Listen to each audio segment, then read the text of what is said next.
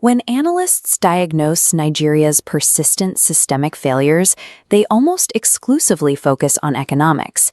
They scrutinize GDP, inflation, and fiscal deficits, looking for the technical glitch that keeps the nation from thriving. These visibility failures are symptoms of a deeper, foundational crisis: systemic emotional disconnection.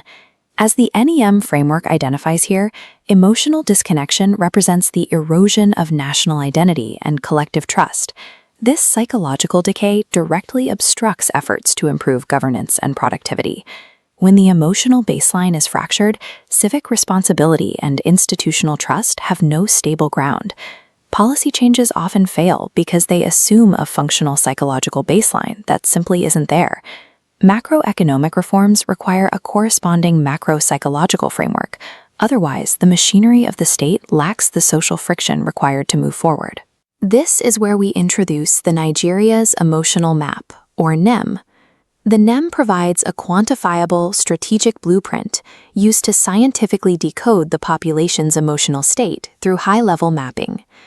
The process begins by tracing the specific historical vectors, the eras and events that shaped the national psyche over time. Next, the framework profiles the complex psychological outputs that these historical periods produced in the citizenry. Finally, it utilizes a quantitative model to guide a conscious national rebirth. Emotional trauma leaves a measurable architectural footprint. Once we map that footprint, we can begin to restructure it. The map tracks 5 distinct phases of emotional history, starting with Phase 1, the origins.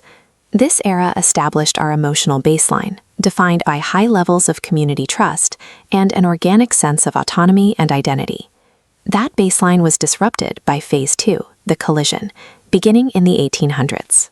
Colonial rule replaced organic community networks with artificial systemic structures, imposing a top-down order that fundamentally shifted the national experience. The psychological output was complex. Colonial rule introduced deep-seated fear and anger, while simultaneously creating new, contradictory vectors of hope. Observe how the emotional radar chart mutates. The balanced hexagon of Phase 1 warps as the vertices for hope and anger spike under the pressure of the colonial collision.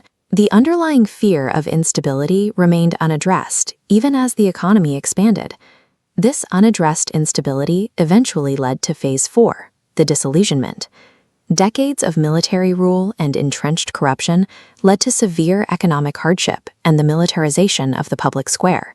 The emotional output of this era was deep betrayal and sadness, forcing the population to develop a hardened, cynical resilience to survive. Through Phase 4, systemic trauma became the standard operating environment for the average citizen. That led to Phase 5, the awakening. While it marked a return to democracy, it remains defined by profound trust fragmentation across the country.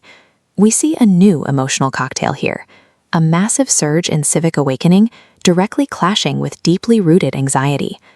By analyzing these historical causes, we can profile the final human output: the modern Nigerian citizen. The current psychological diagnosis for the population is a state of resilient dysfunction. This dysfunction manifests in 4 archetypes. First is hopeful anger, where frustration is actively channeled into satire, protest, and activism. Second is ambitious anxiety, the intense hustle culture driven by systemic uncertainty and the constant need to survive against all odds. We also see distrustful trust, where faith is strictly conditional and limited to personal networks, and moral exhaustion, which uses emotional detachment and dark humor as coping mechanisms. These archetypes are logical, calculated survival adaptations to 5 phases of historical trauma. Traditional policy levers cannot gain traction when the baseline population is operating in a state of resilient dysfunction. To solve this, the NEM introduces the Emotional Nationality Quotient, or ENQ. The ENQ is a practical framework designed to measure collective emotional capacity and accurately assess levels of institutional trust across the nation. This allows government, HR, and NGOs to translate the qualitative emotions we've mapped into hard, actionable data points. Integrating the ENQ provides a measurable framework where empathy and trust become trackable institutional KPIs.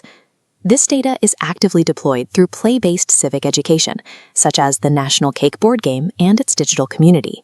These tools scale the ENQ framework, engineering an emotionally aware citizenry and a more empathetic leadership class. True structural rebirth in 2023 and beyond requires the deliberate management of this emotional map. Mapping a nation's soul is the mandatory first step to intentionally designing its future.